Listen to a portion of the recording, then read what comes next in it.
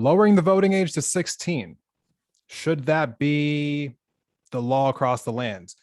Currently, I believe it is, there are 4 cities within the state of Maryland, some people's backyards, that allow voting to happen for 16 and 17-year-olds for local elections. It's currently not legal for 16 and 17-year-olds to vote in federal or state elections in any state in America. But there are several states that are trying to amend this. I think several states, tried and ultimately have failed to, pass this. I think San Francisco, for instance, had Prop G just in their 2020 election, where they tried to lower their voting age for local elections down to 16. It failed, but only by 6,000 votes with over 400,000 cast. So there is a little bit of movement here. There has been a representative up in Massachusetts. I think, what was it? Ayanna Pressley said that she was for this to be happening as well.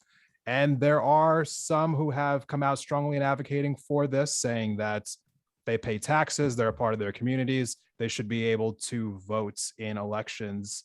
So I want to ask everyone else's opinion on this. And first, I'm going to start with Zach.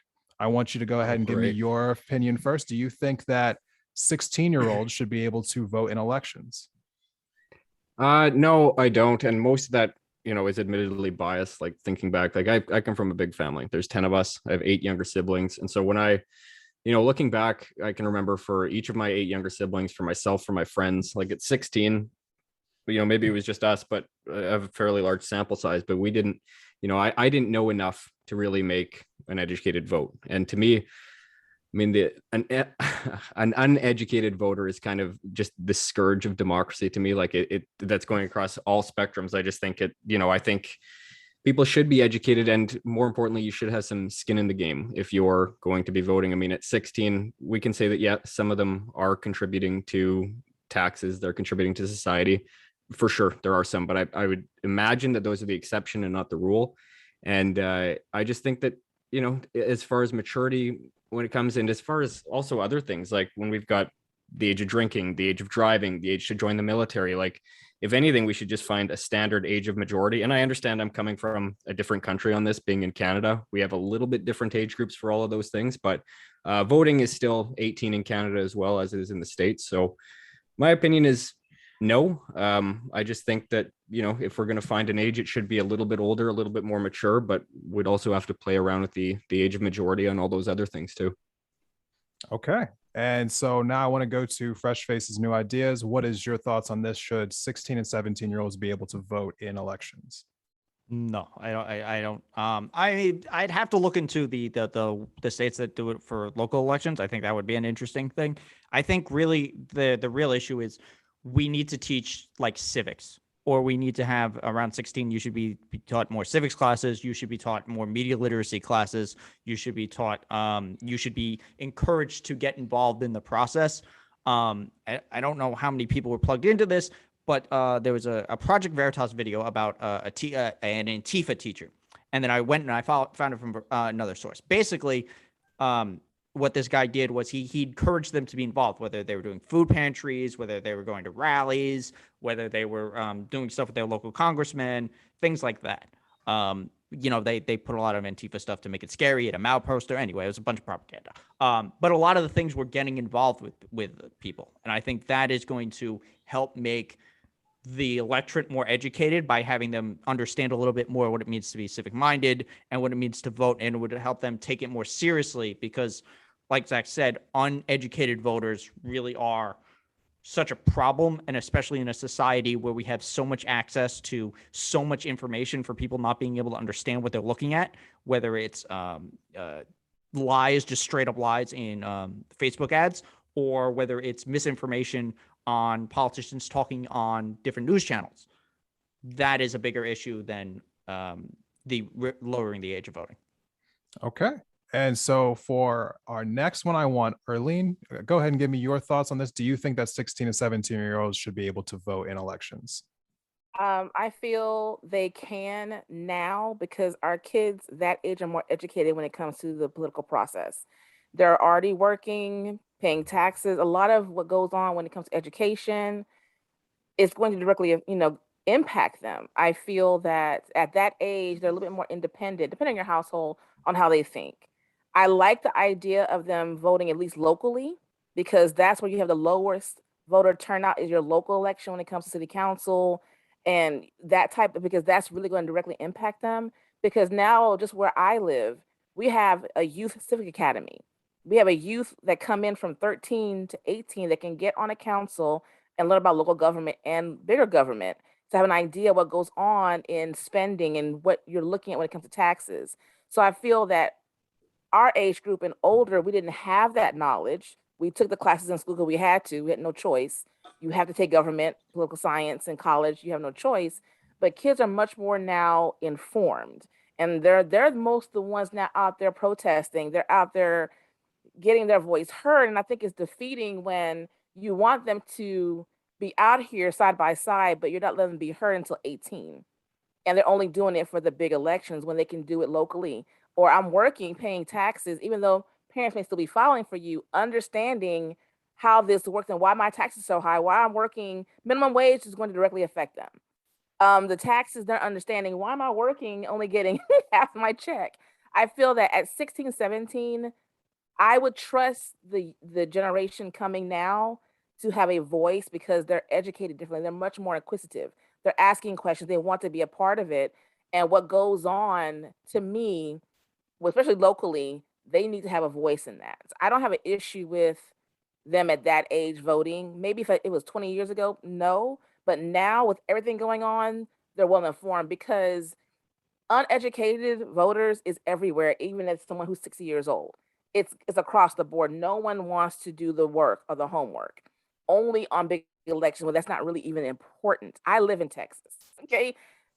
Big elections mean absolutely nothing to me. It's the local elections, it's the statewide what's going on elections. Right now, it's voting is going to happen in November for our mayor, certain council members, all those things. That's important because what we have going on in my town and where I live in Texas, those kids are vocal, but they can't even say anything. They can't even voice their opinion. And I think it's important to let them feel empowered because once you empower them now, they're going to be a force later on. We have too many people right now in government who only want to be there because of prestige. I'm on the board, I'm on this. From your school board, your city council members who bring in your sheriff, who bring in your fire chief, who bring in certain people, your city managers directly impact the youth. So I think it's really important if they feel empowered at that age. When they're 20 something, it's going to be even more impactful. Okay. And finally, Rasheda, I want to bring you in here.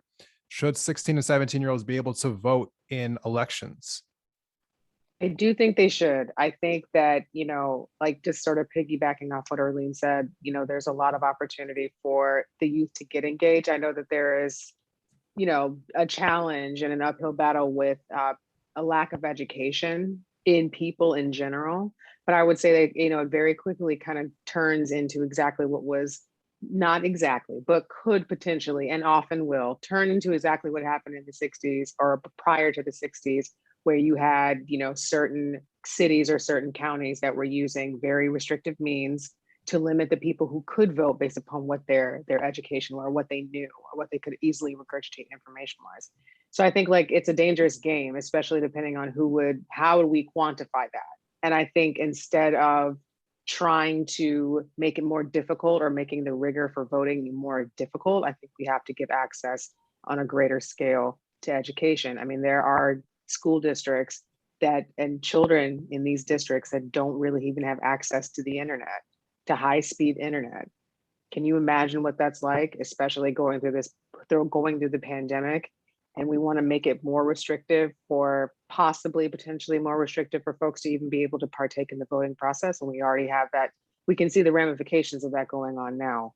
So I would say that, yes, we should, in general, work to try to lower the age. But I think kind of in that same kind of forward motion, we also have to think about making certain that folks have the access to the education so they can get the information that they need to make the right decision. So I want to come out here with a little bit of a different take before we open up for the discussion here. was interesting to me was that in 1971, that was when the US Constitution was amended to lower the voting age from 21 to 18. That was one of the last times we actually amended the Constitution for anything. Now, since then, that has increased voter turnout, obviously. I think the reason for it at the time was because there were so many protests around the Vietnam War, and young people at the time felt like they were disenfranchised because they couldn't vote in like any elections in regards to whether or not they wanted to get people out of Vietnam. And so I understand that young people want to be involved in elections. And frankly, I also don't like the fact that young people are being taxed and they don't have any representation, that they can have access to, that they can't vote on any particular issues. And so maybe I can offer an alternative solution here. Maybe the answer is to continue to keep the voting age at 18, but maybe people under the age of 18 just shouldn't be taxed. Is that something that anyone is interested in? I'm going to open up the panel here a little bit, but go ahead and answer that question or anything else that may come to mind in this particular subject.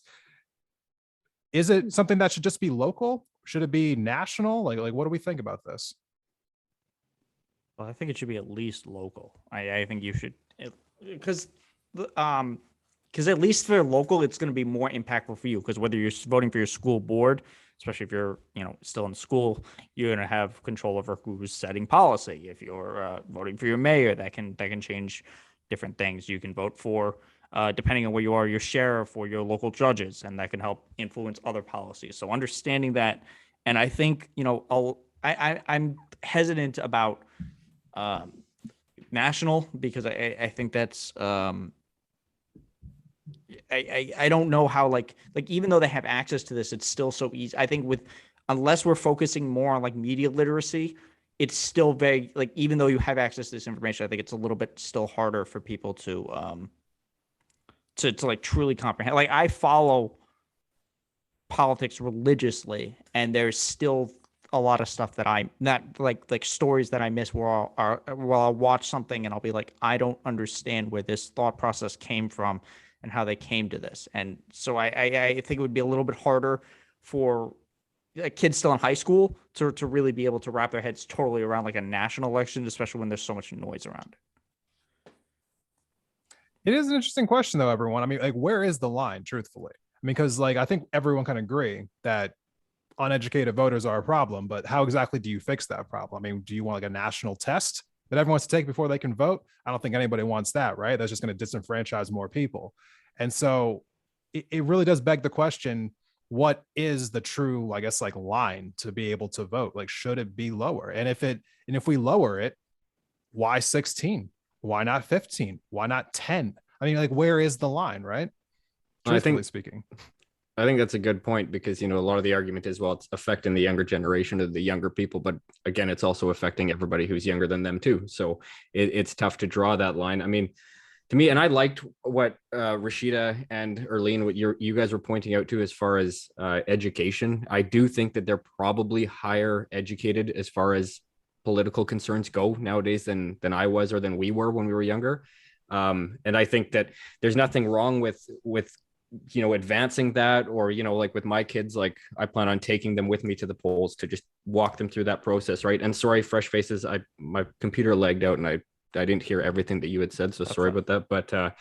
But when it comes to with the kids, like I also think it comes down to whether it's emotional voting. Like I know that there's a lot of passionate. I'm not saying that that's a bad thing either, but sometimes you do have to have a bit of a bigger sense. And I think that if you're still in high school, the amount that you're working is going to be pretty limited anyway. Like, I don't think that you have that same scope of what's going on outside of going to high school. So that's just my own opinion. But as far as the public movements too, like they may not directly equate to votes, but they absolutely can sway public opinion and can sway voters' opinion. So I don't think that them participating in events, in protests and all that stuff, I don't think that that's not having an effect. I think that they're still greatly influencing public opinion.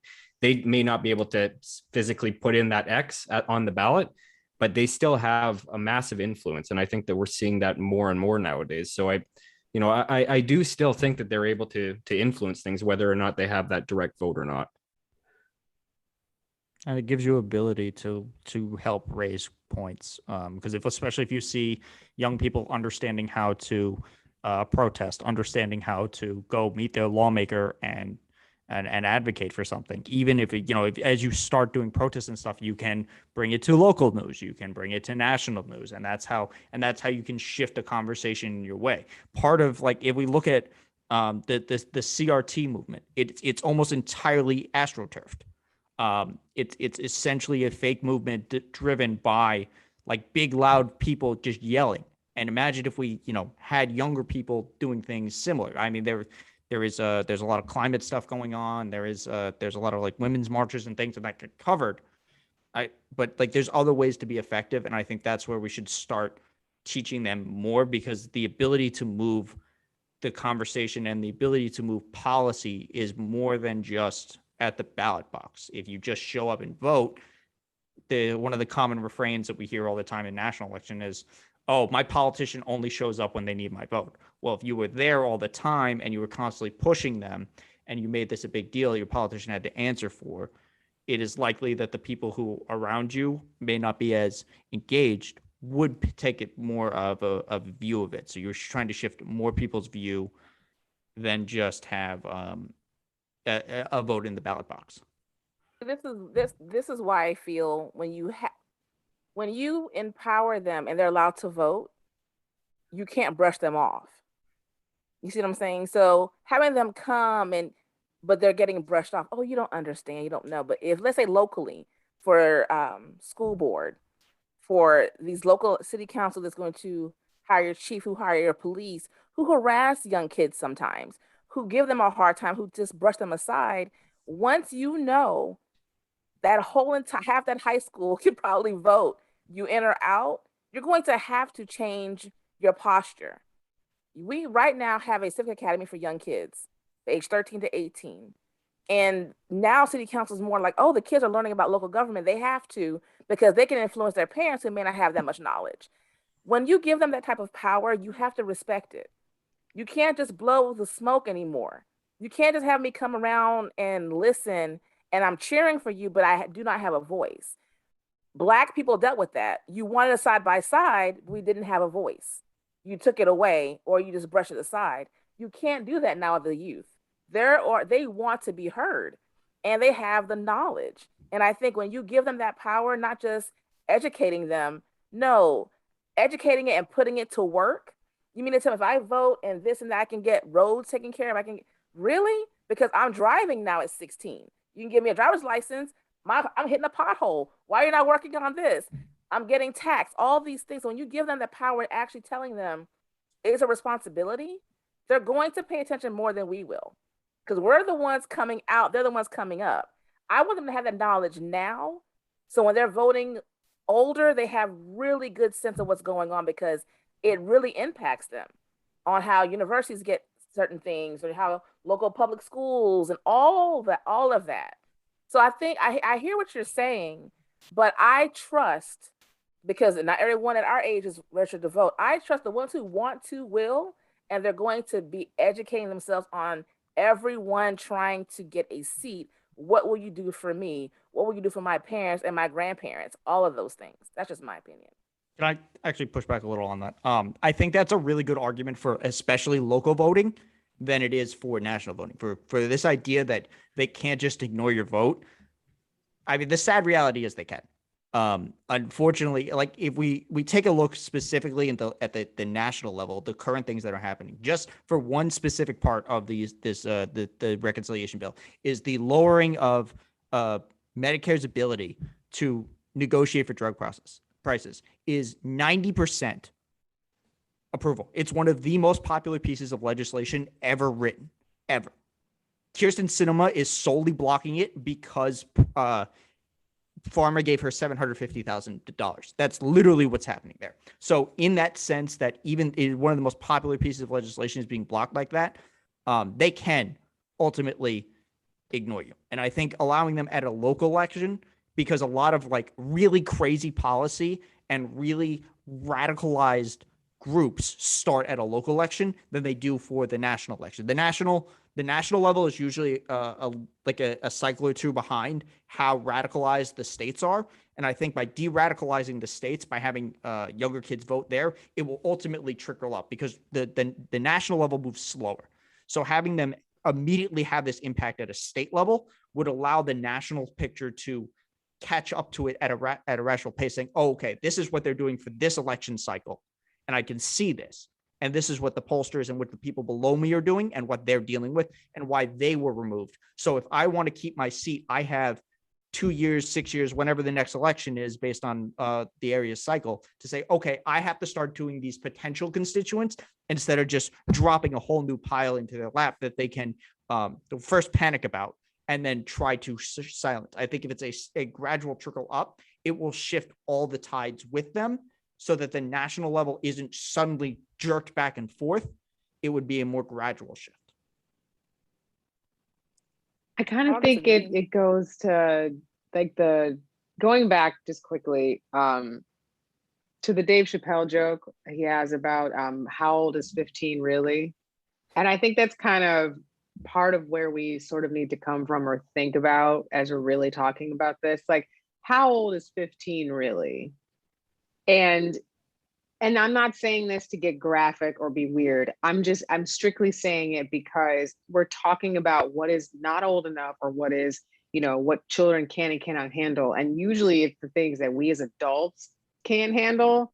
And we're trying to tell kids how they can handle it instead of actually letting them say what they can or cannot handle. And I think what we really would want at every single level, federally or down to the local level, is transparency and the ability to participate and with as much knowledge as we possibly can have without limits or barriers to having it, to accessing it, so that we can make an informed decision. All right, Zach, do you want to jump in for one last word? Oh, I was just listening. I like hearing everybody's opinions. I don't know. I didn't really have much else to add. It's just, yeah, I don't think I have anything else to add. I think everything got covered. I think we did get everything covered on this one. Can I just say as well. something quick though, just before? I think this also kind of goes back to at least what you said originally with the sex work, where it's the people in power who are going to change it. So I think having it, because they're gonna look, they love to means test things, and I think if you kind of means test it at a local level, it has a little bit more of an ability to just drive up. And maybe, and this is weird because I feel like I'm arguing a centrist point of like incremental change, which is not something I believe in, which is kind of weird for me. So I think just on that level is similar to how we were arguing in the last point of you need to do it incrementally because the people in power are going to ultimately change it. I think it's going to be more effective that way. And I think having it at a local level where you can like truly gain a groundswell, it would be, it would have like a greater impact than suddenly, okay, now I have to understand all of these elections. It would maybe give them a better idea. And because maybe you only want to focus on your single issue voter and you find out which issue you like at a local level and you try to focus it on a national level. I think giving them all of this power might be a little bit too overwhelming to like truly get them the informed decisions we make. So instead of having arguments over is healthcare socialism, we can have an actual debate about, the ins and outs of having a policy that would ultimately lead to that. Yeah, there's nothing wrong with centrist opinions. I do not agree, and I'm going to leave it at that. I don't agree, but I'll leave it at that. That's right. All right, so host here will get the final word. I think it's really just as simple for me personally. Either at the end of the day, we should go out and say that either all people who are taxed are able to vote, or these younger kids who can't vote shouldn't be taxed. And I think I would just keep it as simple as that, truthfully speaking. But we're going to transition on now to our final topic of this particular episode, which is